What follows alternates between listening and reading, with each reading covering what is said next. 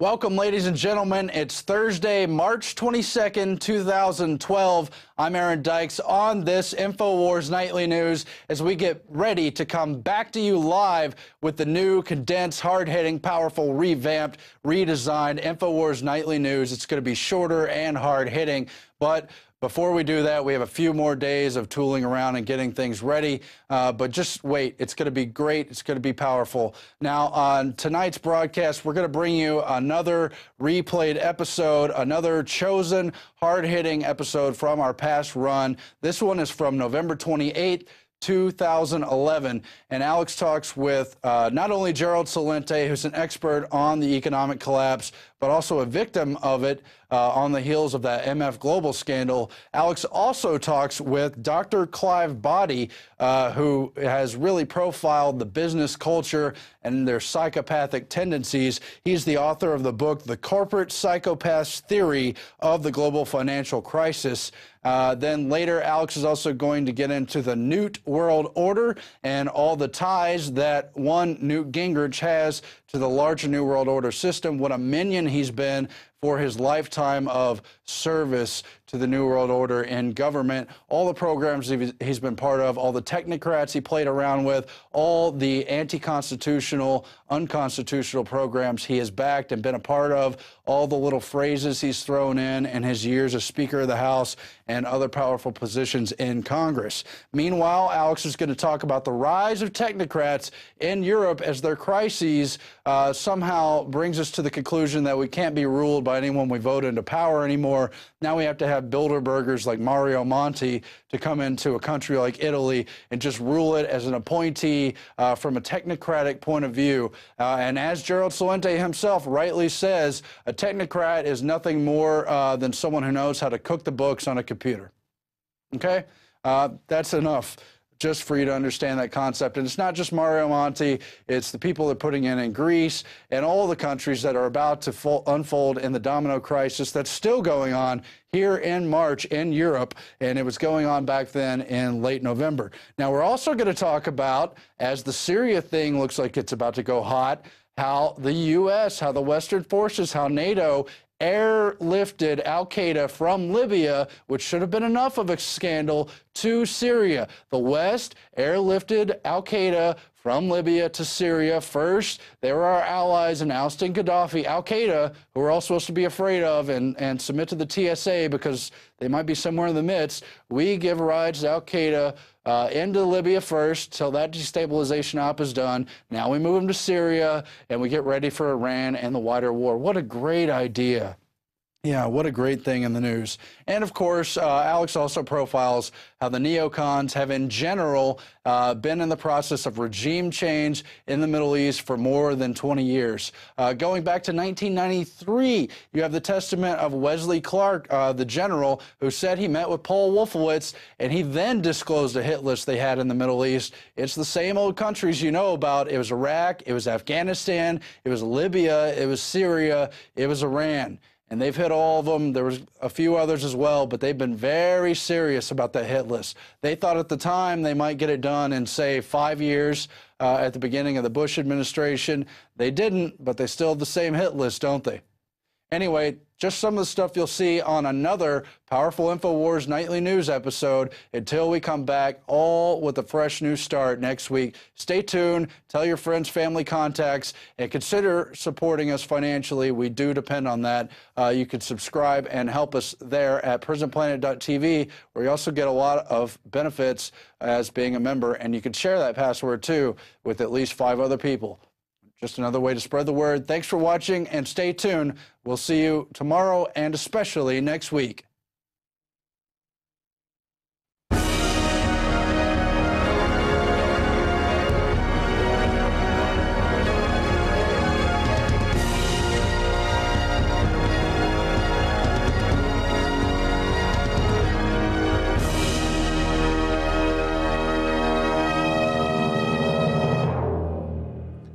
Thank you for joining us. It's Monday, the 28th day of November, 2011. Thank you for joining us for this special edition of Infowars Nightly News. We have Dr. Clive Boddy joining us, who's written a peer-reviewed paper and also published a book on psychopaths in control of corporate systems worldwide and how they destabilize the entire planet. And that dovetails nicely into Gerald Celente, the trends forecaster. Incredible breaking news concerning the MF Global and the billions of dollars missing, Corzine, all of it. This is the main advisor, of course, to Obama. That is all coming up tonight. But first, we are loaded for bear when it comes to the news and information. Okay, it's like deja vu. I remember 3 years ago with the Military Commissions Act and other announcements that were made, executive orders, where they came out and said the Pentagon will kill U.S. citizens without trial or arrest. The Pentagon will arrest you, torture you, take you to a gulag. Now, the bill and the accompanying executive orders said in them that U.S. citizens are exempt unless they say you're, quote, fighting the U.S. That means the banksters that run our military and have taken control of our country. And Ron Paul came out and exposed it, and top lawyers on the left and right did, and the ACLU did, and still they said, no, it's ridiculous. And now they're killing, quote, American-born members of al-Qaeda, no judge, no jury, no trial, setting that precedent, saying, oh, yes, of course. Kind of like they said 10 years ago, the Patriot Act will never be used against citizens, and it can't be. And, of course, I won the Project Censored Award for writing analysis of it. I said, but it says it can't be used on citizens except for Section 802 for any misdemeanor. Jaywalking, you have no constitution. Now you see cops putting tracker systems on cars without warrants, pulling you over, grabbing your cell phone, downloading the contents, arresting people for videotaping them in public, beating people's heads in, and they're told, oh, we can do this now, the Patriot Act. So it's an even more egregious story that when you know this stuff's happening and they're now trying to codify it in law and expand it and say that Northcom can operate on every street corner in America, the new military system they've set up, that they send out their disinformation operatives in media. Within minutes of our article going up 3 days ago on Infowars.com about this, there were trolls already on there quoting the section saying we were liars. The section says, oh, you've got all these rights, but then later it says, but we take them away. It's kind of like the UN Declaration of Human Rights. It's got 29 great rights and liberties until the last two articles say, unless we want to say null and void. It's the fine print. Now, continuing here, here's the new story, top story tonight. Yes, Americans will be targeted as terrorists under the NDAA. Paul Watson and Alex Jones. Republican Congressman Amish warns that bill can be applied to U.S. citizens. And he went on telling the Grand Rapids Press that the bill is written to, quote, be carefully crafted to mislead the public. You've got Ron Paul coming out saying it affects citizens. You've got the ACLU. You've got Republican Congressman Justin Amish. You've got all of these people coming out, and I'll guarantee you, because I haven't even looked, but it's in our other articles. You go read the trolls in here, they're going to be denying this is happening. And you know when trolls show up in minutes with sections of the lengthy bill to deceive people, the bill I have right here, to manipulate them and say, oh, Patriot Act's not going to affect you. Don't listen. Oh, this isn't going to affect you. Oh, we're not listening to you without warrants. Remember Bush 5 years ago? Now they're just like, yeah, we listen to everything without warrants. They've got Marines running checkpoints in California and Alabama, but it's okay. They're looking for drunks. They've got Army doing it all over the country. I've covered it the last 4 years. Homeland Security, as I warned you. And you can see another one of the good congressman's quotes there, hopefully in burgeoning Ron Paul. He says it's one of the most anti-liberty pieces of legislation of our lifetime. That puts it lightly, but here's what I'm going to explain. People are like, it's Obama. He wants to be a dictator. Obama is a globalist puppet teleprompter reader, just like Bush. Clinton, Bush, Obama, it's all the same. They've been getting the military ready for this. They've been quietly getting them trained with the local police. They've been quietly punching holes in posse comitatus for the planned economic implosion that Europe is going through being carried out here. Okay, so you can go read our articles. You can go read where we break down where they say citizens are exempt, but then the government strips you of your citizenship extrajudicially. And we've got all the subsections in there. Our article was linked on Drudge this morning.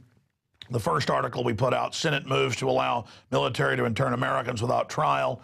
And the commenters just went absolutely wild. And here's the key. This is all happening. The truth will all come out later.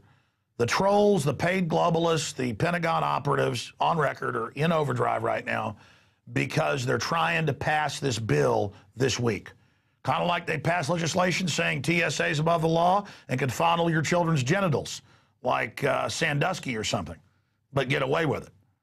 They are trying to codify that Northcom over the U.S., like AFRICOM, CENTCOM, we are a military zone, that they can use them against you. And I've been to the drills with the troops trying to confiscate your guns. You've seen my police state films. And my last police state film, we interviewed the colonel where they admitted they were training in Arcadia, Iowa to take over and confiscate all the guns door to door. And then I was the bad guy for not wanting that. This is for America. Here's another one out of the New American magazine. Senate bill to okay indefinite detention of U.S. citizens without charge or trial. And again, we all go over the subsections in here. Now, that said, remember, we were going to burn the American flag, get rid of the Constitution and Bill of Rights, butcher our republic because Al-Qaeda was so scary. They had beards, they had brown skin, even worse, they had turbans on their heads. Didn't matter that Al-Qaeda had been created by the CIA or used to go after the Serbs. Didn't matter if they used them against Iran the last few years. Didn't matter if they were funded out of Saudi Arabia by the U.S., Israel, Pakistan, and others, as well as England. Didn't matter. We had to give our rights up because of the evil terrorist. Oh, but we got the Internal Homeland Security and MIAC reports where it said it's all about libertarians, gun owners, returning veterans. Then we learned in the New York Times that they've got the Explorer Scouts for at least 4 years training to take on disgruntled vets and kill them. They even say it in the newspaper like it's good. None of the training's for Al-Qaeda. Because Al-Qaeda are good little helpers. They take the blame for stuff. They invade countries they're told to. And when they attack the Serbs fight back. They bomb them into submission. They send them in against Gaddafi. They're murdering people in mass still. It's all over the news. Al-Qaeda flags everywhere. The leader of the main council, the leader of the military council, they're all Al-Qaeda. And now they're saying they're going into Syria. Here's the articles. London Telegraph today. So again, the military's taken over, and their training manuals are gun owners, conservatives, libertarians, patriots, people like that, folks that are informed. And then we go through all this information. Now Al-Qaeda is being given Libya. Now they're going to be given all the other countries. And here's the Infowars.com article. Al-Qaeda terrorist airlifted from Libya to aid Syrian opposition. Weapons and fighters sent to support overthrow of President Assad. Now, continuing here, here's the London Telegraph. Leading Libyan Islamicists met Free Syrian Army opposition group. And buried in the article, they admit all of this, and we have the quotes. Oh, but wait, there's more. Then we have the Digital Journal article, Libyan ex-Islamic terror leader heads Tripoli Military Council. And we've got all the quotes there. As we told you 6 months ago, I guess now 7, the main group out of the East funded by the West is true Al-Qaeda, who gave interviews, many of them, bragging, yeah, I've killed Americans in Iraq, and I'll go back to killing them as soon as we take this country. This is what is so insane. I'm supposedly got to let the TSA fondle my daughters and son because Al-Qaeda's hiding under every table, but then they get the underwear bomber on the plane, the shoe bomber on the plane, all on record. And we're all the lockies hanging out at the Pentagon until they kill the U.S. citizen in a drone attack, but they never hurt citizens, they just kill them. All of this is a total criminal red terror style takeover, and now they're getting ready to use the military on the American people. Absolutely unbelievable. So I want you to get this video, prisonplanet.tv viewers, Infowars Nightly News subscribers, and I want you to get it once it's posted all over the four winds of the web, and send it to all your good old boy buddies. They're like, I just don't get how 9/11 could be an inside job. I just don't get how, you mean the government would attack itself? Yeah, Hitler blew up his own Capitol building to take over after he was already elected president. And then he became chancellor and combined the two to be Führer. They had an upper and lower system in their parliament. He just became both, chancellor and president. Hitler was elected, but to the lower house. He blew up the Capitol and said the commies did it and rallied everybody up. You know, Hitler, you know about that? You know about Gulf of Tonkin, all this? You just can't understand it? No, you're too scared to admit it. You know it's true, okay? You're like, well, then Al-Qaeda's good? No, I didn't say that. I explained their history, where they come from. Brzezinski's written 2 books about it, bragging how the CIA created it in '79. Wake up. Do you understand they're going to use this phony threat to fully butcher this country, take your pension funds, everything? It's already beginning. Do you get it? They're not going to stop. They've got re-education camps built, the Emergency Centers Establishment Act. They're now admitting they want to use the military against you. The manuals are all for the American people. It's not for Al-Qaeda, even though it's fun to get scared of them. I understand. I know it's fun to get scared. I understand. It's the national pastime. Land of the cowards, home of the slaves. It's still a good country if good people will stand up and say no. All right, let's shift gears to another traitor. I've got the intro here to one of Alvin and Heidi Toffler's books, and we have an article that has links to it. Newt Gingrich, Mr. New World Order. He supported NAFTA. He supported GATT. He supports world government. You can get all of the quotes from the different books he wrote the intros to, like Future Shock and let me just read from one of these. The time has come for the next great step forward in American politics. It is not a matter of Democrats versus Republicans or left and right, because you think Newt Gingrich is going to save you. The media said so. A lot of people are like, I like him. It's not a matter of Democrats versus Republicans or left versus right, but something more significant, a clear distinction between rearguard politicians who wish to preserve or restore an unworkable past, like the Second Amendment, family, private property, because he's part of this futurist society that calls for all this, who are ready to transition to what we call the third wave information age society. Now, coming up, I'm going to read you quotes out of The Economist magazine where they admit all this technocracy, technology, third wave is communist. But they're like, communism run by mega banks. Now that's great. They take all our money and we're slaves, and they live offshore in giant palaces, and the paramilitary troops crack our skulls if we get a little uppity. That sounds like a good system, doesn't it? And those who are ready to transition to what we call the third wave information age society, as if they create the technology, see? They always say, big government made this, like Al Gore inventing the internet. A new civilization is emerging in our lives, and blind men everywhere are trying to suppress it. Oh, we're blind. No, we see what it is, Newt. We're not blind. This new civilization brings with it new family styles, and you actually read into our reports, it gets into the full statements and full things he's endorsed, and I mean, it's into the family. Changed ways, a new economy, new political conflicts, and altered consciousness, a little new agey stuff on top. Humanity faces a quantum leap forward. This is the meaning of the third wave. Our argument is based on what we call the revolutionary premise. Oh, a little Illuminati. Again, against humanity. Not a revolution against tyranny. He calls for the technocracy. The revolutionary premise liberates our intellect and will, again, of the psychopaths that dominate us. Nationalism's first wave. Get rid of that, because we're going to give you something even better. How about banker rule? You have to buy the fraud they created. Taking your house without, even when it's paid for. That's really, that's great. NAFTA and GATT, that was great too. Nationalism is first wave. The globalization of business and finance required by advancing third wave economies routinely punctures the national sovereignty the nationalists hold so dear. Oh, well, I mean, if there was some federation that was pro-Second Amendment, pro-family, wanted to go to space or something, that'd be different. If I didn't have to give up my sovereignty. What are the bankers doing in Europe? They've had their operatives get in power, sign the country onto the globalist debt, and now saying, we'll implode you totally if you don't waive all your rights in perpetuity, not even to a central government, but to the private banking dictatorship. Oh, Goldman Sachs has conquered Europe. Global government by banks. Oh, the New World Order. I mean, you know, the establishment is endorsing Newt Gingrich, just like they did with Romney and the rest of them. Pro-abortion, open borders, gun control, wrote Obamacare, on and on and on. As our economies are transformed by the third wave, they are compelled to surrender part of their sovereignty. What do you always hear all these leaders saying? We got to give up some of our sovereignty.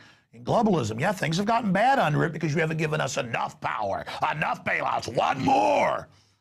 Let us use the troops in America and Europe. Poets and intellectuals of third wave states sing the virtues of a borderless world and planetary consciousness.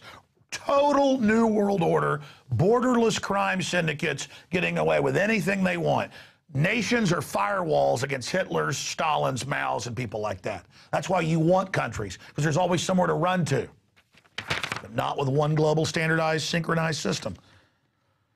And again, I covered it on the radio yesterday. There's so many books he wrote the forwards to. I'm trying to remember which Alvin and Heidi Toffler one he wrote that to. I want to give you the exact one. It's in our article. And again, it's got quotes in here bad-mouthing the founding fathers. You just go read Watson's article, or just type in Newt Gingrich forward to Alvin and Heidi Toffler books, and you'll get and his other writings and the Futurist Society he's part of. It's unbelievable. Now, oh yeah, he wants socialist health care, the whole 9 yards. Here's another one. Newt Gingrich also supported federally mandated health care coverage. This is out of the Daily Costs. They're saying, "Wow, Bill Clinton's coming out praising him." Yeah, there's some of the quotes of the communitarian. Here's another one. Newt's world order. Gingrich supported GATT, NAFTA, and WTO while in Congress. I mean, do you want me to continue with all of these? This is what we're dealing with. This is the type of monster. And again, you've seen Clinton come out and say, "Oh, he's got a reasonable thing on open borders." Ladies and gentlemen, there are 6,700,000,000 people that want to come here. And we might even be able to take another 500 million or so if they don't get on welfare right when they get here. The country is bankrupted, which is what the bankers want. And they want dependent groups.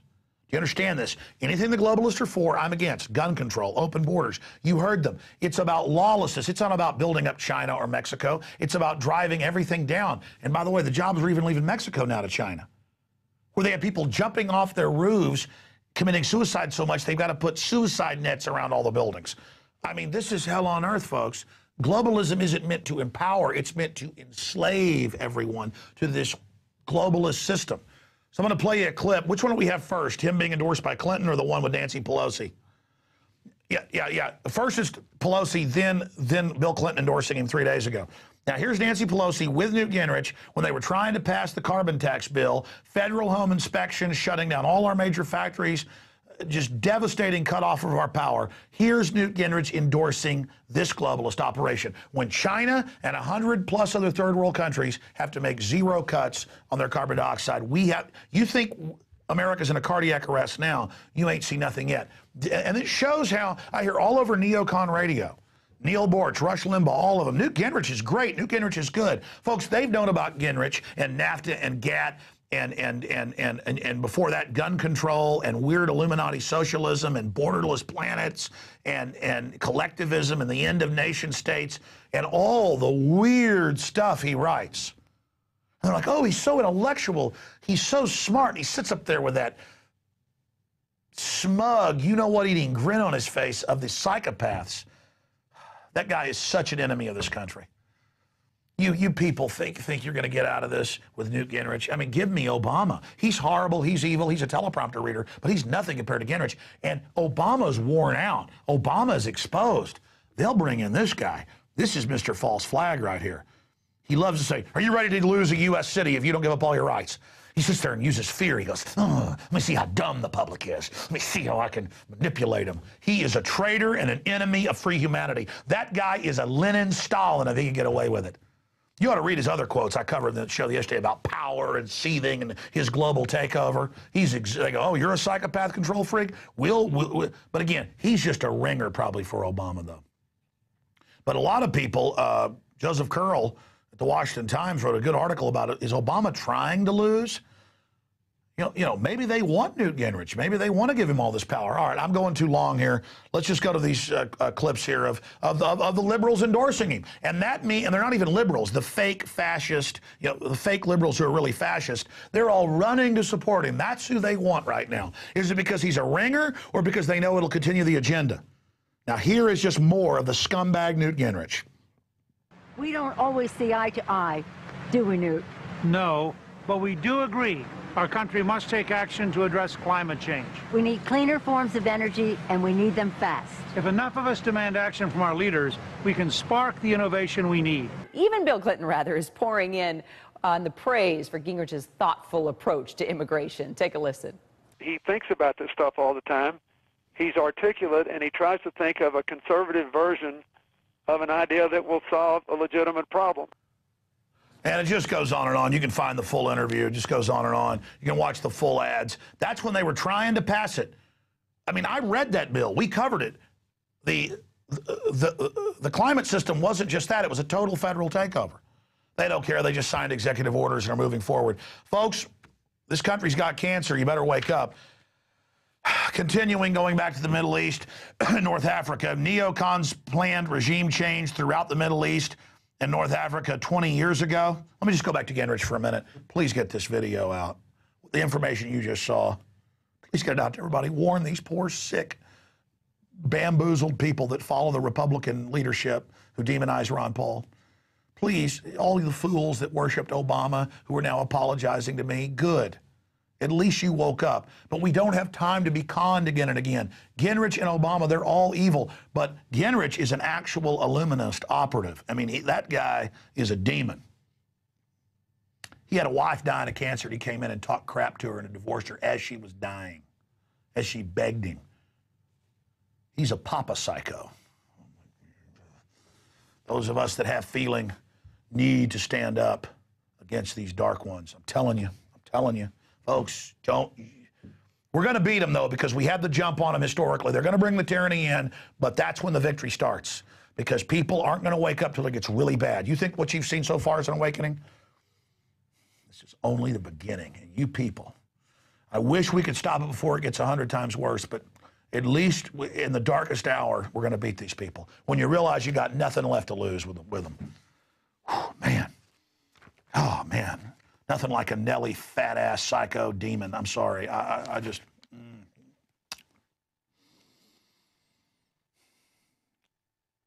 I pray to God to bring justice to this man.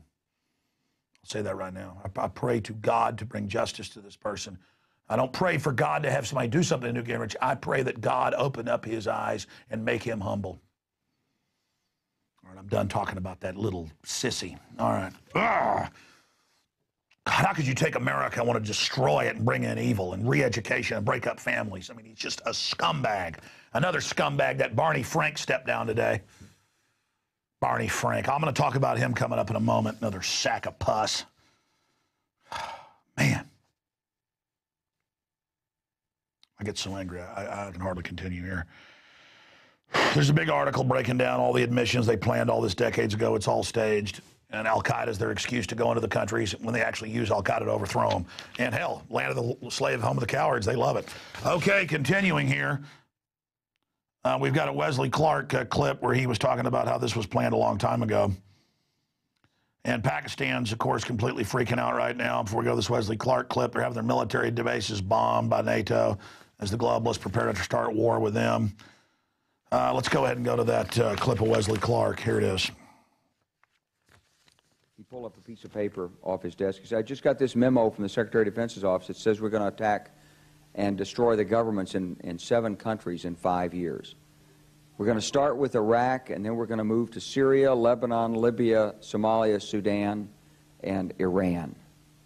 I said 7 countries in 5 years. I said, is that a classified memo? He said, yes, sir.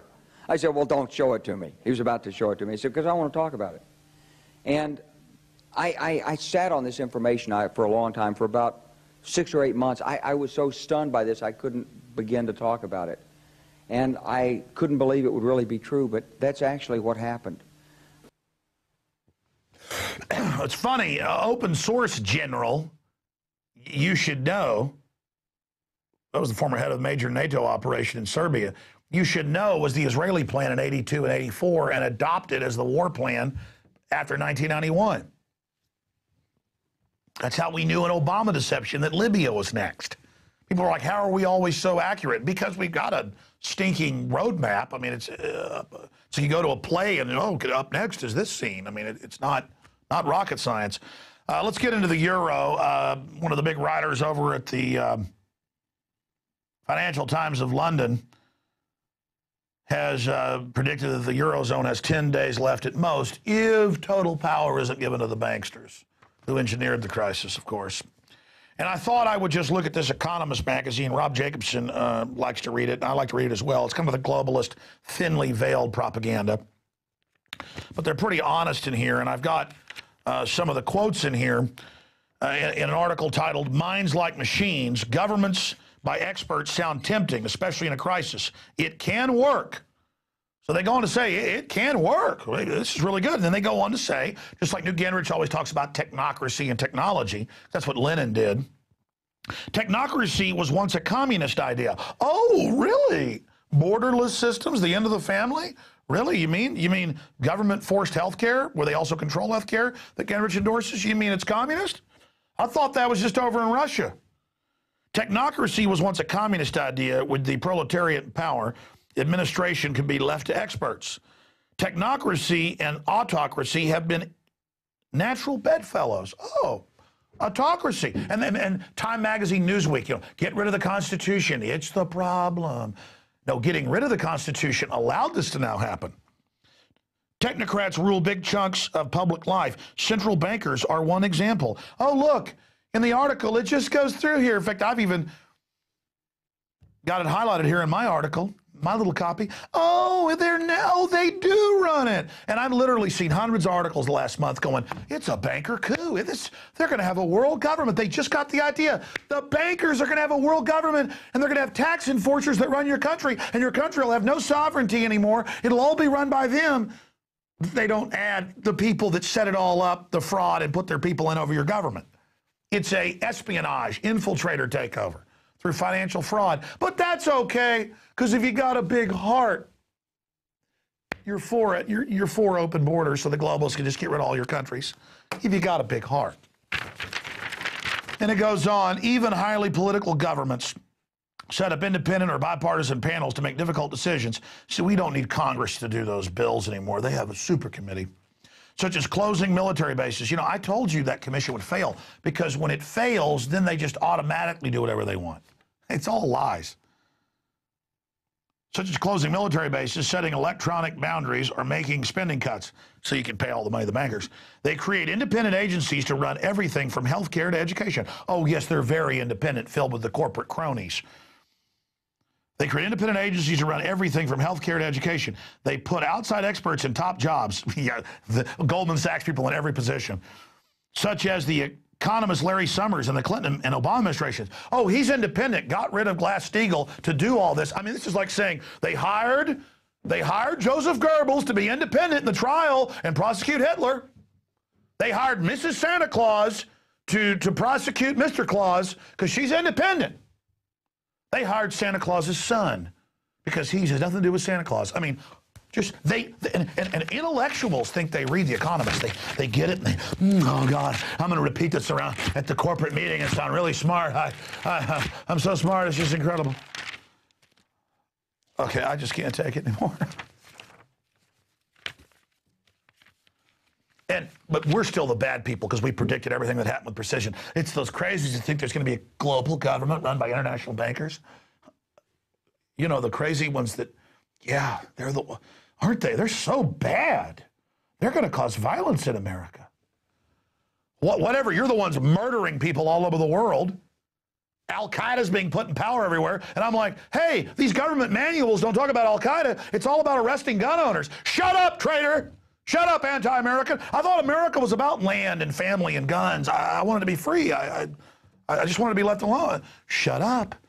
Bankers that engage in fraud and take private bank accounts from people in people's houses that are paid for, they're the good men. You're the bad man. Oh, the IMF is drawing up another $500 billion package to save Italy, Spain, and the euro. I probably told you about 100 times after they were done with Iceland, Ireland. I even told you the order because there's a public plan. Greece. Then it would then be Italy, Spain, Portugal. Oh, and of course then they leveraged the $500 billion to around $10 trillion. They leveraged $1.4 billion into $5 trillion. They're going to leverage all of this. Oh my gosh. Oh my gosh, they need, then when that implodes, it'll spread to America. And we've got to merge it all. There's got to be one big thing. Oh, let's have the very people that engineered it fix it. And all the media will say, they have fixed it. They have fixed it. Hallelujah, hallelujah, hallelujah. I mean, because the trendies read economists. Oh, the bankers are going to take over. No more freedom? You mean we're getting rid of governments and it'll be experts? Oh my God, it's so trendy. You people that said there'd be a dictatorship and the military on the streets and that banks would run everything, you're kooks for being right, but it is trendy. It's good and I love it, but you're also wrong and kooks. This is the mental illness of these people. And they'll have their bank accounts taken, everything. Their kids will die of cancer from the vaccines. They'll die early. They love it. It's like, oh my God, I love the system. Because the system smiles at them on TV, the psychopaths and the teleprompter info babes trained to mimic psychopath liars. They sit up there and, oh, tonight we're going to cover how we're going to take your money. Ooh. And it's like, yay, yay. I mean, I'm sorry. I mean, how much more crazy does it have to get? Because it's going to get bad, folks. They're going to probably start trying to shut the web off, arrest people like me. I mean, who knows how they'll try to set me up. But it doesn't matter. We beat them in the end because we knew the truth. And folks will listen down the road. No amount of brainwashing, Prozac is going to stop that. No amount of NFL and this culture of death. None of it will stop it. Now let's move into the type of people we're dealing with here. You know, I asked Paul Watson a month ago to do an article. I said, look it up. It's 5 times more likely to abuse children in government care, CPS, than any other group. So they take kids and they just think they're at risk in actuaries. Well, what about an actuary about government being the greatest risk? And Paul sent back email and said, well, look at all these government documents. You're 17 times more likely to be abused sexually by CPS, 5 times regular physical. A good, you know, punch in the nose, starving, whatever. And so government is 17 times more likely to abuse children, and they're the ones over children because they like it. The Daily Mail and others are reporting that major TV programs like ESPN had the tapes for 10 years of the wife of this Syracuse coach, assistant coach, saying, yes, I watched him rape little boys. And, you know, ESPN said, hey, it's a club. Your kids, you know, we're not releasing this. So the assistant coach went down to Safeway and got a steak. That's how it's seen. The Publix our food. Ah, look, they think we care that the kids are our food. We're psychopath control freak scum. We're a legion of evil. We're not releasing it because that's who we are. We've been given power over this world to carry out evil, especially against children, and we're going to be accomplices, just like Sandusky and everything else. And you know what? America doesn't care either. Take your vaccines and give us your children. He got what he deserved. Victims praise Syracuse for firing sex abuse scandal coach as tapes reveal his wife watched husband molest boys in their home. And ESPN had the tapes and just said, you know what? We're not going to go there because we're part of a team. A team. Watch all those homoerotic shows, all those things they do on the sports. If that's their thing, whatever. But keep your hands off kids, okay? I know who you are. I know who you are. DynCorp, all of it. You're all scum. Continuing here, ESPN reporter explains why the fine tape wasn't released in 2002.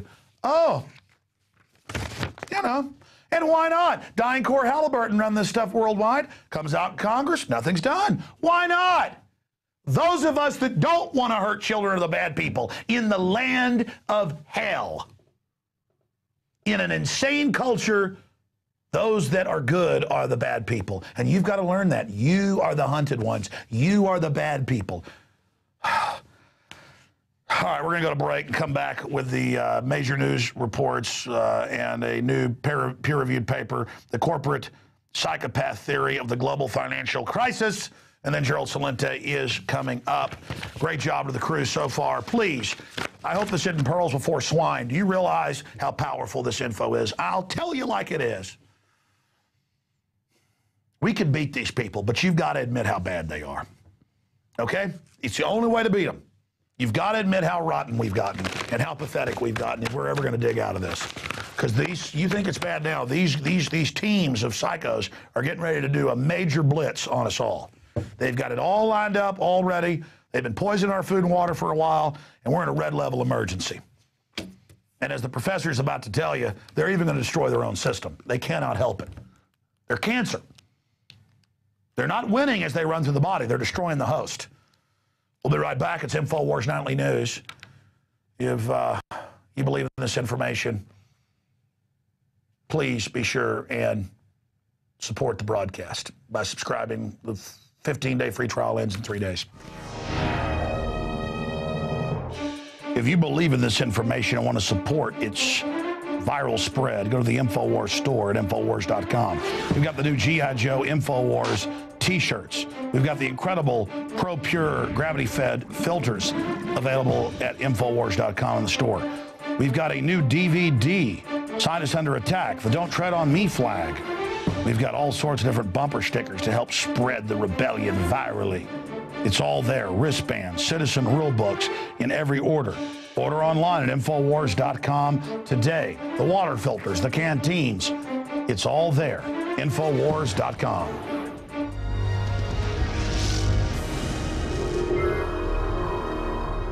Now, Gerald Celente is going to be joining us in the final segment tonight with the latest developments with MF Global, now into the multi-billions of account holders who've had their money taken. And there's been a shocking new development even in this crazy case. They're now sending them new account statements and saying, oh, we've altered it and taken your money. Incredible. And he's going to show us that coming up, joining us from New York. But look at this article. Weeding out corporate psychopaths. And this is something I've researched. You have a certain number of psychopaths in the population, and they tend to kind of be brood mothers over groups of sociopaths, control freaks, sadists, and others who serve them. There's different varieties under them. And they always build, kind of like spiders building webs, the same type of societies. They're very scientific about it now. And we see them devaluing currency, selling government's derivatives, bankrupting them, Bank of America and others taking houses they don't own knowingly. And then the federal and state courts rule, you can do it, and you can lie in the mirrors filings. I mean, it's crazy.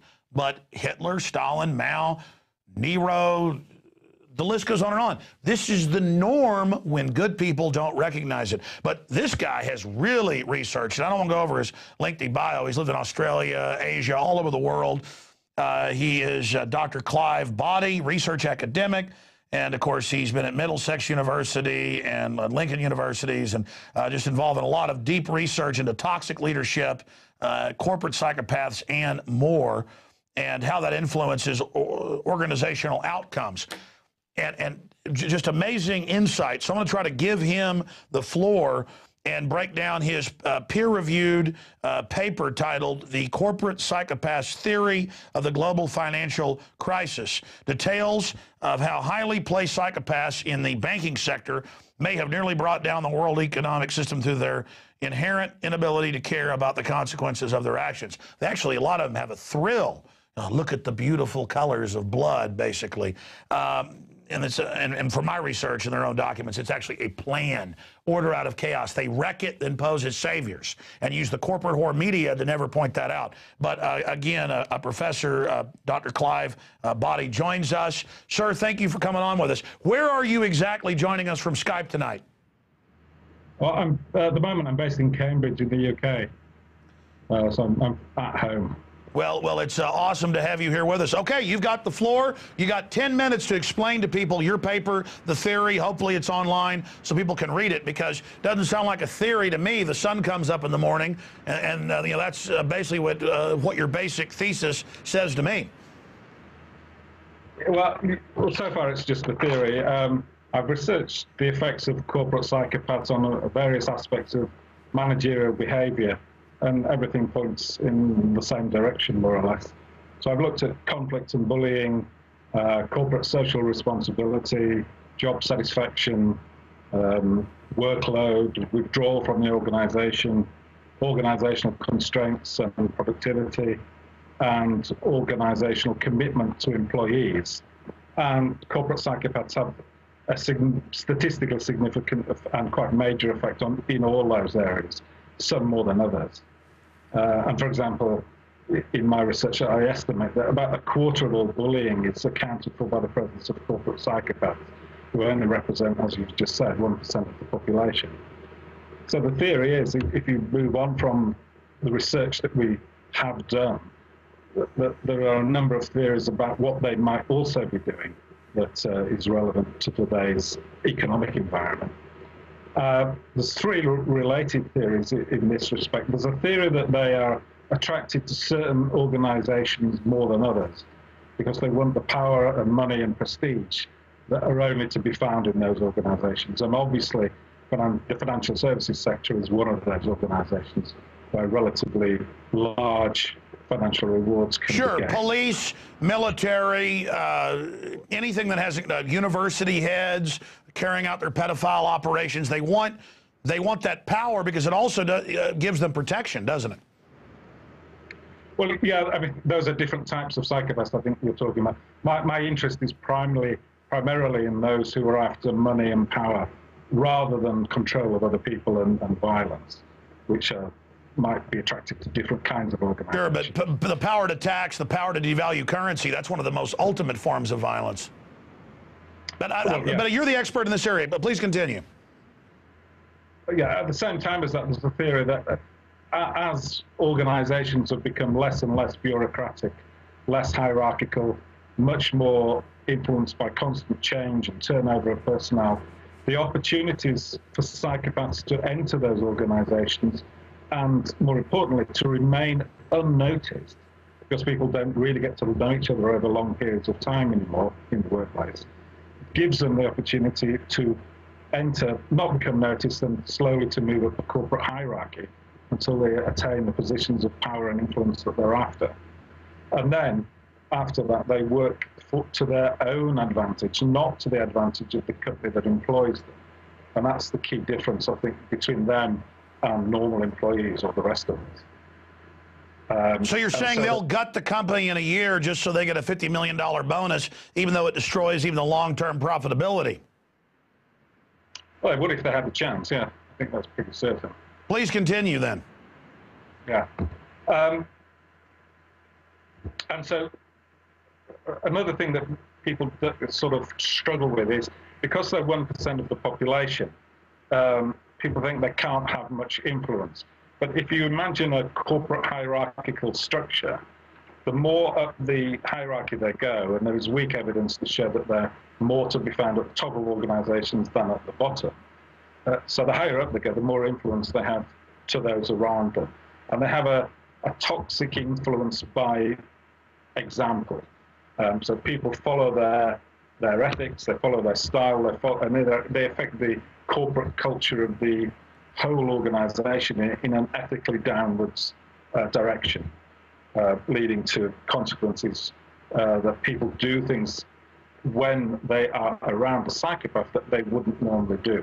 For example, engaging in bullying behavior, engaging in ethically questionable financial misstatements or misrepresentations, and not drawing a line or whistleblowing when they could have the opportunity to do so.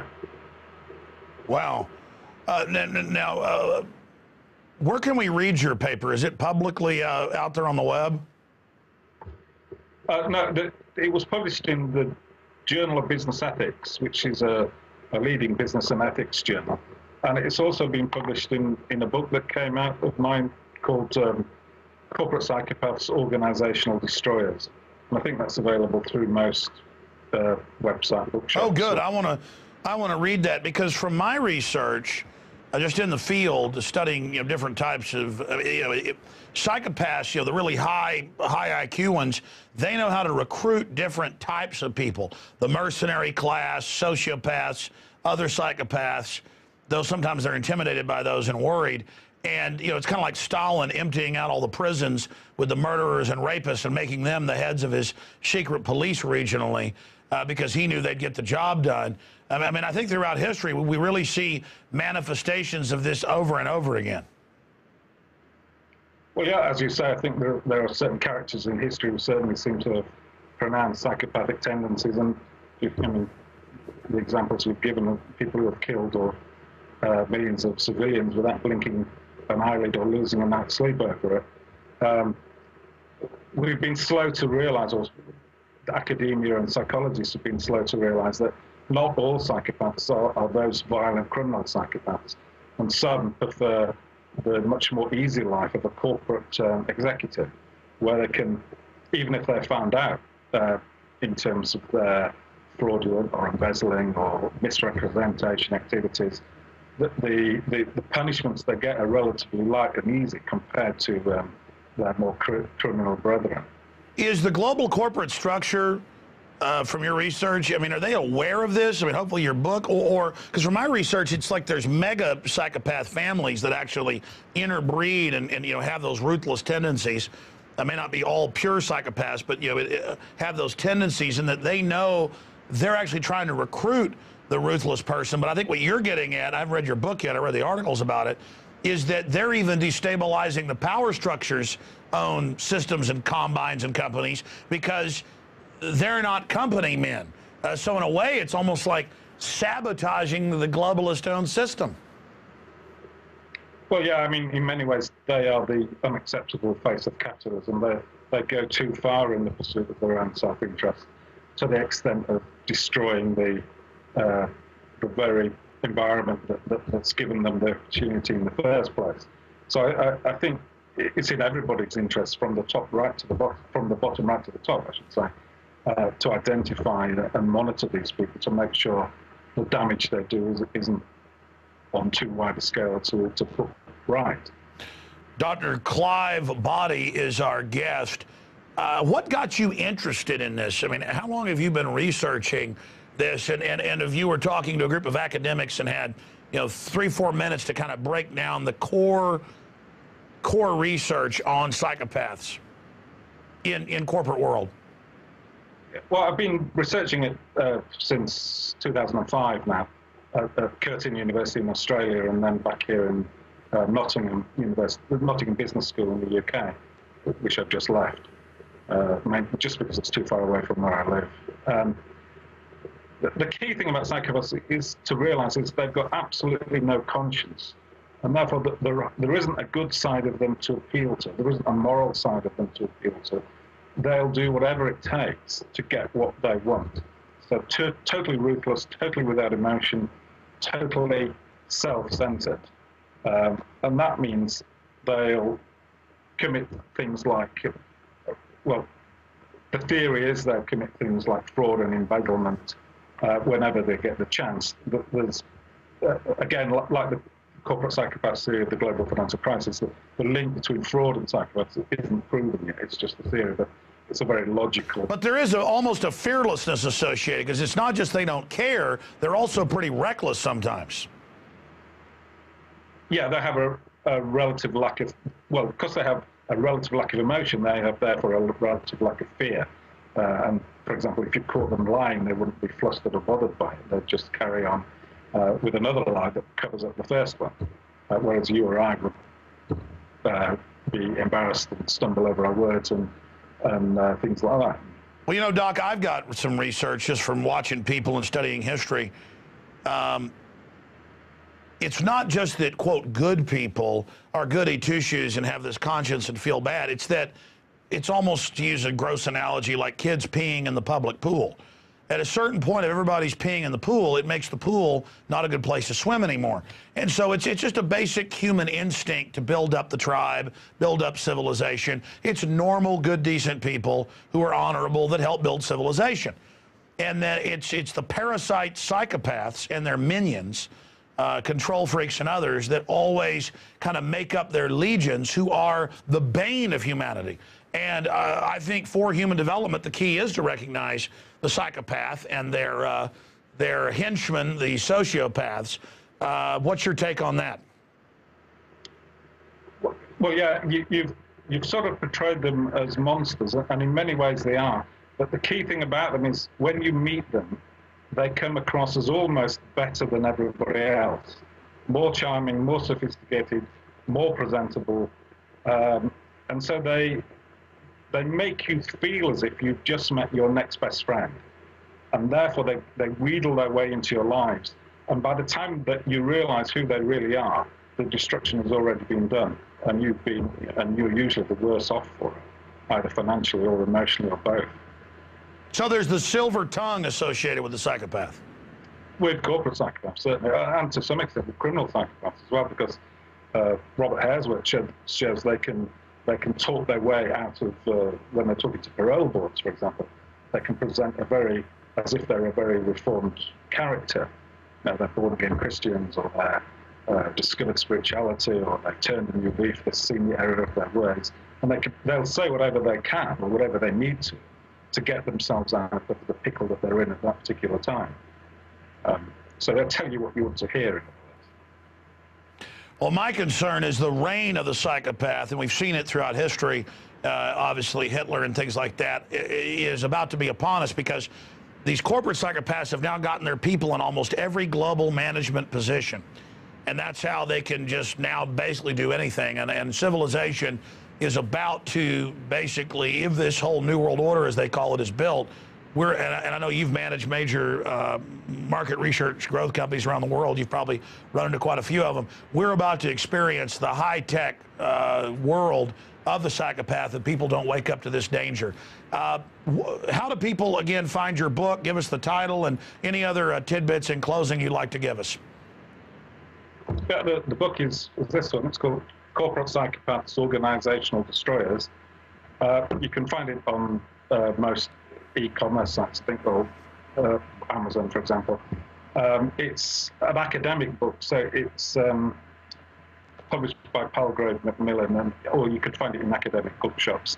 It's not written in a popular style, I should hasten to add. It presents the research that's been done about corporate psychopaths and the effect that they have on various influences like corporate social responsibility, bullying, productivity, etc. Amazing. Well, I notice your book's getting some attention. Your paper's getting a lot of attention. I think that's really great because we need to have a discussion about this. From your research, so it's about 1% of the population's a psychopath?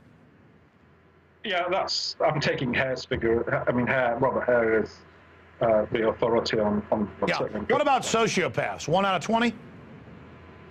I don't know enough about that, to be honest, to give a figure. What about artificial psychopaths and sociopaths? Because this culture run by psychopaths, and let's just admit it pretty much is artificially tortures goods, secret arrest, war, blood, death, the simulated murders. I mean, they are artificially, the social engineers, or if you got into that, trying to basically turn us, at least at a certain level, into them? You mean through things like desensitization? Well, just, I mean, the Roman gladiatorial events, you might be killed in it the next week, but you'd still cheer as your neighbor was torn in half. I mean, clearly, social engineers for thousands of years have understood that. And I just see the public, a larger percentage, turning into getting large stripes down their backs, not even so much of psychopathic behavior, but more sadistic. Yes. So was there a question? Sorry. Well, no, I'm just asking you if you've, I hope you do more research into how psychopaths actually build structures. Because you were talking about how they influence. From my research, they actually are experts, the high functioning ones, at putting different types into their organizations. Legions of psychopaths. Well, I think they surround themselves with yes men, yeah, so Machiavellians maybe, or narcissists, people who have a vested interest in rising alongside the corporate psychopath without directly challenging them.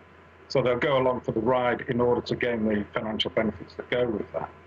So they create a nexus of support within organizations, a little political in-group that they take with them, sometimes wherever they go. We insist on taking their own team with them, for example. Because they know they can control and manipulate those people and get them to do what they want them to do. Amazing. All right, Doc, incredible work. Look forward to speaking to you in the future. Okay, you're welcome. Wow. Well, that powerful interview, and I'm glad that Rob Dew saw this article in the Star and several others because we're going to go to break and come back with Gerald Celente and see what the psychopaths have done to him. Just incredible. So we're going to go to break here at Infowars Nightly News and come right back with Gerald Celente and MF Global, the CME Group, and a lot more. Stay with us. If you believe in this information and want to support its viral spread, go to the Infowars store at Infowars.com.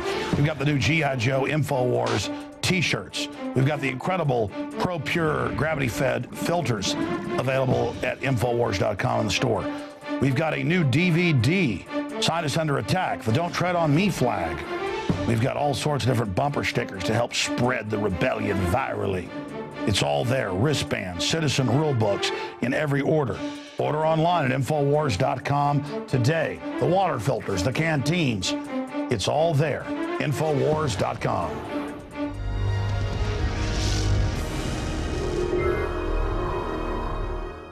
It's Infowars Nightly News, Monday, the 28th day of November, 2011, and we're in our final segment here tonight. And rarely would I have a guest on the radio show and then have him back on the TV, but Gerald Celente got breaking news towards the end of the interview today, at the end of the radio show, that is just amazing. A month into MF Global and Corzine now saying that $3 billion is missing. First it was $600 million. And saying that they wouldn't tell the public where the money had gone. The trustees knew, but sorry, you can't be told. He got in the mail the letters from them explaining that there'd been a statement correction. And this is a new form from my research of a run on the bank. It's an internal run on the bank, or almost what you'd call a bank holiday, where they just for a month said, we don't know what's going on, just wait, it'll be all right. Some of you won't get your money, some will. Oh, now there's a correction. Something different happened in your account. Unbelievable. And I've got Reuters articles, you name it, where this is shaking the commodities market, not just here, but worldwide, and shaking other markets as people say, wait a minute, is anything safe with these people? So joining us for the next 15 minutes is top trends forecaster from the Trends Journal, Gerald Celente. Gerald, thanks for being with us. Oh, my pleasure, Alex, as always. Well, this is big breaking news. I mean, you're now being given a new flim-flam story. For almost a month, you were told that just don't worry about it. Now they've got a story for you because the MF Global thing won't go away. Break it down for laymen like myself and people out there. What happened to you and the new information. Yes, and I'm doing this also so people realize that anything they're told by any bank, brokerage, insurance company, the government, anything that they're told, it's not worth the paper it's printed on. And so here's what happened with me with MF Global. This past April, I bought gold contracts for December delivery. That meant in April, gold was selling for $1,443 an ounce when I bought it. I bought it at that price with the expectation, as everybody that's been listening to me knows, that the price was going to go up. So this is a good way for me to buy it. I make the agreement, we have a contract, I put down a deposit, and then when December comes, which is just a couple of days away, I get delivery of my gold. That's the story, and that's the way it used to work. As you mentioned, the entire commodities market and options market is shaking at its foundation. No one has any trust in them anymore. Why? Here's why. The money was emptied out of my account. I had what they call a segregated account. It's in violation of the law to go in and steal money out of people's accounts. It breaks the sacred trust of the commodities future trading that has been going on for centuries. It's never been done before. When it has been done, it's been corrected by the exchange, which they're not doing now, the CME Group, formerly the Chicago Mercantile Exchange. Although they said they guarantee it, We sent out a video with the words from Terrence Duffy, the CEO. You had it posted there on your site, saying that they're the guarantors and they're guaranteeing nothing. So now they empty out my account. Now, actually on November 30th, I am permitted now to take delivery of my gold contract. So I get on the phone. They changed my account. They shifted it over to a new brokerage. As I've been telling people, the former broker I used to have was Lind Waldock. They were bought out by MF Global. As this statement shows that I have in my hand, I have December 11th COMEX gold at $1,443 an ounce. So I'm going to send a check now for the gold. I no longer have that money in my account, by the way, and I had 6 figures in there. They stole it. They took it out of there. It's gone. Oh, it's not really gone. It's in the hands of a trustee. Oh, yeah, you know, a trustee. And now they're saying even though the money you put up because to buy the gold that you purchased in the futures market, they're saying that's gone, but they're saying, but on top of us taking your money, send us another check, and then maybe you'll get gold at current prices. Right. So now if I want that December gold that I agreed to buy, so how many was that? April, May, June, July, August, September, October, all of these statements that I got, that says 1,443? No, Salenti, you're out of your mind. You're stupid. I got one from R.J. O'Brien, the new brokerage firm that's holding my account. It's not 1,443, imbecile. All those other statements, no. It's $1,765.10. Because it's a corrected statement. Oh. All those other ones I've been getting, those were uncorrected statements. They're only for jerks and morons. Wait, so let me get this straight. Oh, now I understand. You got it? Now I understand. Reuters and Bloomberg and all them admitting that this is unprecedented theft. They were all wrong. Don't worry about the $3 billion that was $600 million. Don't worry about it. Corzine is a genius. It was a corrected statement. That's why they took all the money out of your account. Exactly. It's a corrected statement. You can't make this crap up. You cannot make this up, and you can't get away with it. And you're you or anybody listening out there. You gotta be a member of the White Shoe Boys Club to get away with it. You gotta be a member of the Goldman Sachs gang, the Citigroup criminals. You know those people, they never do anything wrong. You know all those foreclosures that they signed? They didn't do it. They had a robo-signer doing it. Those statements that I was getting, that was my imagination. Here's the corrected statement. Get it this straight, everybody. They're going to rob you like they robbed me, like they robbed your house, like they're robbing pension programs and benefits. They're cleaning you out, and the game is rigged. You know, we're the only country in the so-called civilized world that has judges that come from political parties. You get it?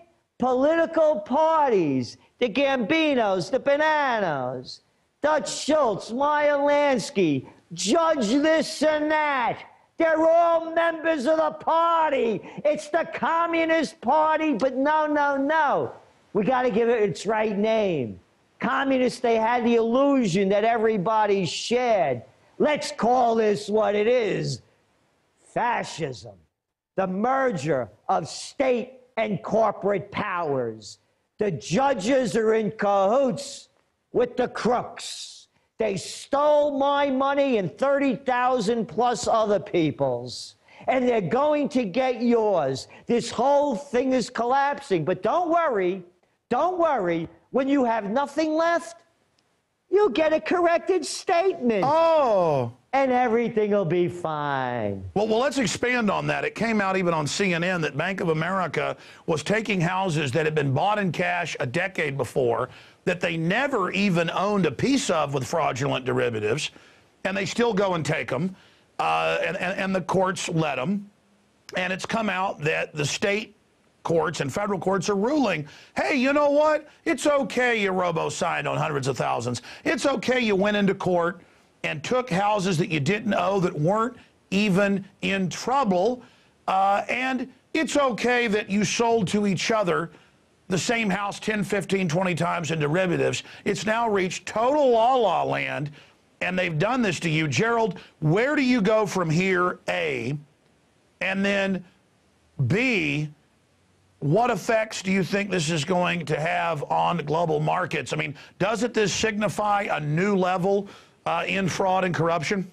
Yes, it couldn't be clearer. A corrected statement. It's going to happen in every instance that you could think of. Where am I going? There's not a lot of places to go. By the time I sue and all of that, you know, what am I going to collect when I'm dead and get pennies on the dollar? What I'm saying, Alex, is that the entire system is collapsing. I have two beliefs as to why this hasn't been fixed. And again, very important, the entire global commodities and option markets are being destroyed. Only a complete imbecile would ever trade with any of these people again. Remember, this is unprecedented. This has never happened before in the history of commodities future trading. Never, never, never, ever.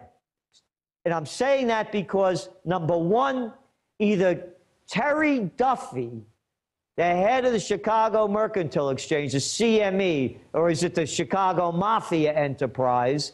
Again, you have that videotape that we sent you of him saying that they are the guarantors, that a customer's never lost money.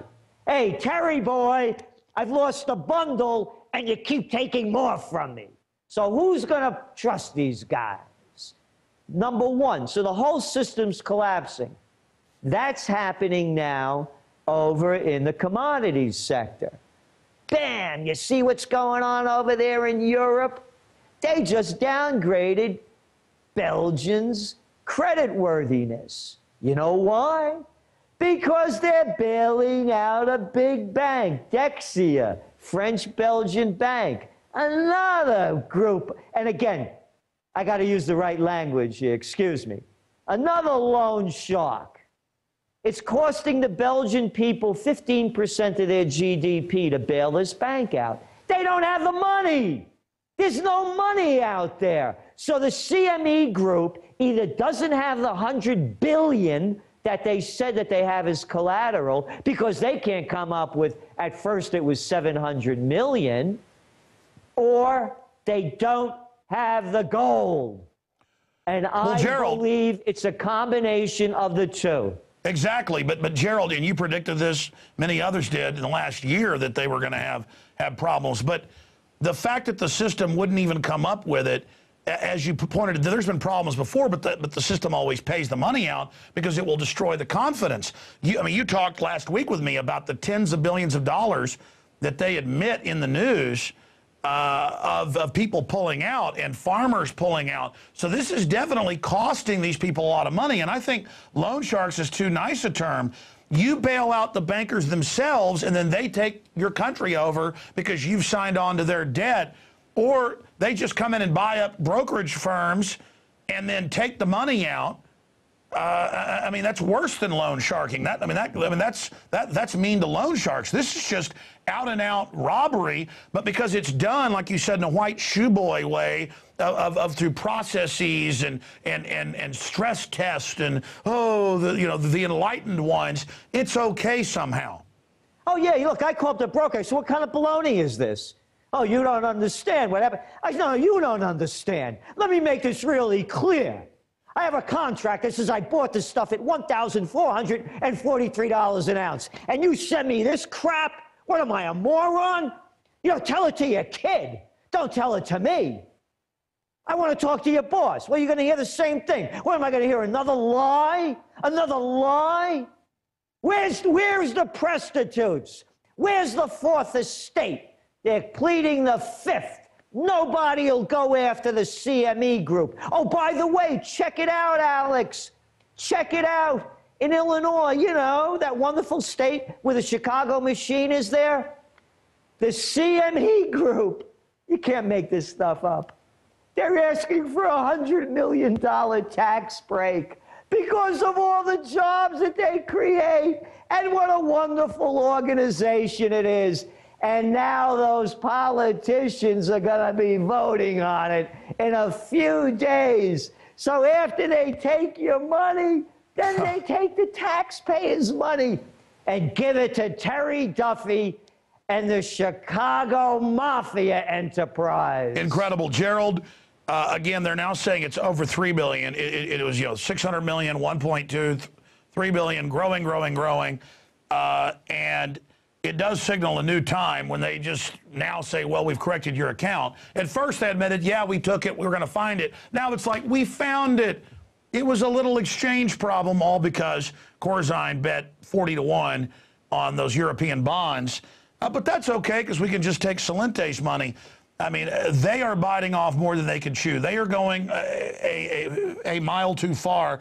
And we've only got a few minutes left with you, because I know you have another interview coming up with a reporter. But I want to, in a moment, play the clip of Duffy that you're talking about that we put in an Infowars.com article, because you were kind enough to send us this clip of him saying, you know, we have these trillions of dollars of backup and this could never happen. We have all these assets and they can't even pay back $3 billion in people's private accounts they took, where you put it in to buy it and they say sorry, and then have the nerve to send you a letter saying, now give us money, we'll give you that gold you already paid for. It's like you pay for a car and you go, can I have the keys? And they go, oh, well, we're keeping that, but you can buy the Mercedes again.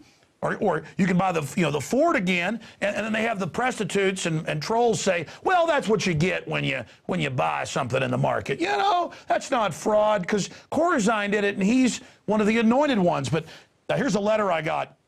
Hello, I heard Alex talking about countries printing notes to keep pace with hyperinflation, and I actually researched this. The guy's right. Enclosed is the largest note in existence, and it's true. The Zimbabwe $100 trillion note, in fact, I meant to order one of these, but a listener sent us one, valued at about $5. Enjoy. And so a nice listener, a PrisonPlanet.tv member, sent us that. And here it says $100 trillion Zimbabwe. And this is the largest bill in existence. Now, in other countries, it's not been as bad, but it's still devastating. And this is where we're moving. So they're going to rob us that way. But is this not, Gerald, like a bank holiday? Because for a month, they just say, Gerald, we don't know where your money is, but we'll figure it out. And we may give you some of your money back, or maybe none. And farmers are losing 100,000, 30,000. They're in the news. It's not just gold futures, it's corn, it's everything.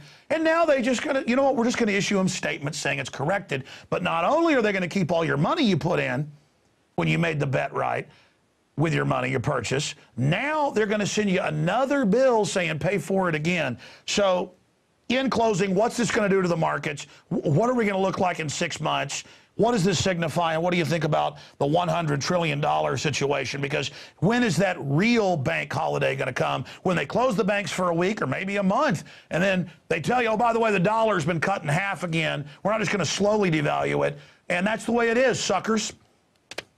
Well, again, they're not only telling me that I have to buy it again, they just upped the price. Wow. They upped the price. We're talking for 100 ounces over $30,000. You know, and I work hard for my money. I'm no silver, spoon guy. So it's triple. They took the first money, then they sent you a bill for it at a higher price than the contract you signed. Yeah, so where's it going? Your money, as far as I'm concerned, isn't safe with anybody. I don't care who the name is. And look at the history.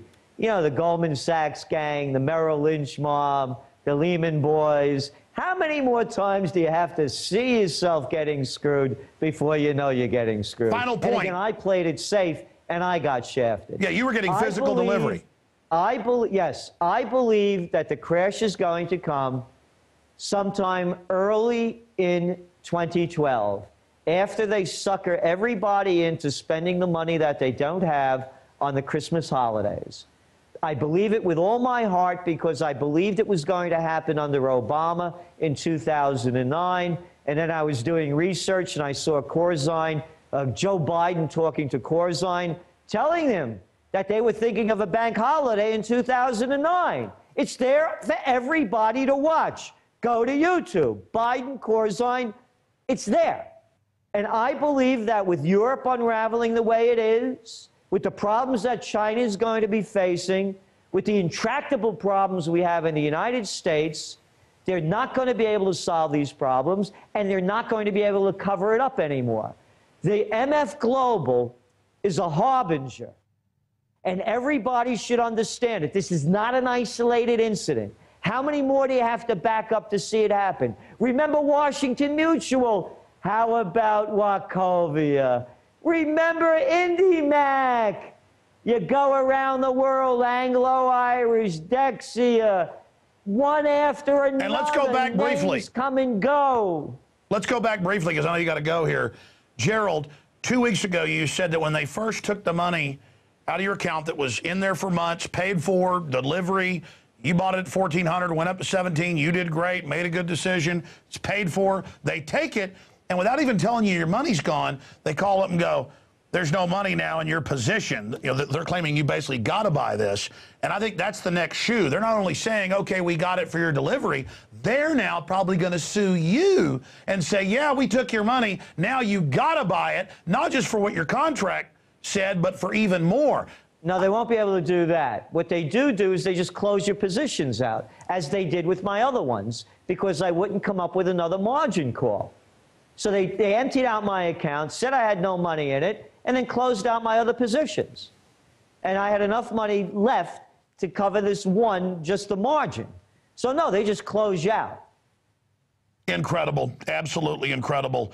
And they're going to start new wars as a diversion. They're going to try anything. Oh, yeah. Oh, yeah. Oh, yeah. I want to play this clip. I mean, look how they kept, look at that Bloomberg rolled out the other one. You know, the guy, you know, he had pebbles and rocks and wire, and he was going to blow up the Empire State Building, you know. I mean, come on, they're going to come up with anything. Mark my words, ladies and gentlemen, these criminals have learned over the centuries how to steal money by hyperinflation. They've learned how to have bank holidays, and they've also learned how to have a process. As long as it's a robo-signer, they can take your house that's paid for, even though they never even had the deed. As long as they claim it's some process screwed up. And now, after a month of not knowing where the now $3 billion is, they're saying, hey, it's a corrected statement. Okay? Doesn't matter you have contracts. Doesn't matter we took your money. That's it. We corrected it. It's like walking up and blowing somebody's brains out for no reason and saying, I corrected you. Again, it's this mind game they're playing. And we've got this Terrence Duffy, the head of the Chicago Mercantile, now the CMT, and his group's been criticizing Slinte and others. How dare you conspiracy theorists not like what's happening? I mean, they'll use they'll walk up and punch you right in the nose, break your nose, and go, if you don't like that, you're a conspiracy theorist. If you don't like being drugged behind a truck, you're a conspiracy theorist. It's now reached Alice in Wonderland proportions. And here's the clip that Gerald sent us last week that we put in an Infowars article that got a lot of attention. Here he is, and we'll get Gerald's comment on this in closing. Just telling everybody, don't worry, it's all 100% backed, except if we have changed your statement, and then everything's okay. Here's that clip. Last year, we traded 2.6 billion contracts, representing an underlying value of more than $800 trillion. And since we are the guarantor of every transaction that happens in our markets, we have to guarantee the performance of each and every one of these contracts, which means facilitating the transfer of $800 trillion of risk. To do this, we hold more than $100 billion of collateral to support the transactions that are being done in our markets. Absolutely incredible.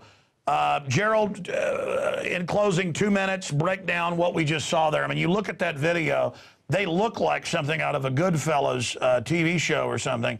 I mean, they just drip with arrogance, with sliminess. I mean, it is incredible. And my God, if they're getting away with this now, what's next, Gerald? Again, you know, I don't speak the King's English, but I could understand that, you know. What am I missing here? We're the guarantors. We guarantee all the transactions. We have $100 billion in collateral to make sure everything goes well. Where's the money? Where's the dough? How come you stole my money, Duffy? Where's the money you said you were going to guarantee? I traded with you in good faith. That's over a year ago they played that clip. We said that. How come nobody's holding their feet to the fire? You know why? It's the same kind of crap with that pig, Pike, who was walking, spraying little kids sitting down with pepper spray. What, do you need a jury to find out if the guy is pepper spraying innocent people? Oh, no. I'm the chancellor. We're going to have a hearing on this in 90 days. We're going to look into it. That's the same kind of crap with this Duffy. Where the hell is the money? You said you guarantee it. What the hell is the big story here? How come the prostitutes aren't calling him out? I'll tell you why. Because they're paid off, or they're little wimps. That's why. And this whole country is a metaphor for everything that's going on. Just like those kids sitting down there getting sprayed and not moving, it's the same thing, everybody there. Your money in the bank, they're going to rob it from you. Like they've done before, they're doing it now, and they're going to do it again. It is incredible. And finally, what the Chicago Sun-Times did to a little blurb admitting that they said it was guaranteed. They're going to destroy themselves and everybody else along with them. And you're right, a nation of sheep will be ruled by wolves. Gerald Celente, of course, trendsresearch.com. I know you put out a special trend alert today, breaking all this down. How can people find out more? Trendsjournal.com. And remember, everyone out there, you know you're having a difficult time. If your finances are tight, just let us know. There's a discount request form.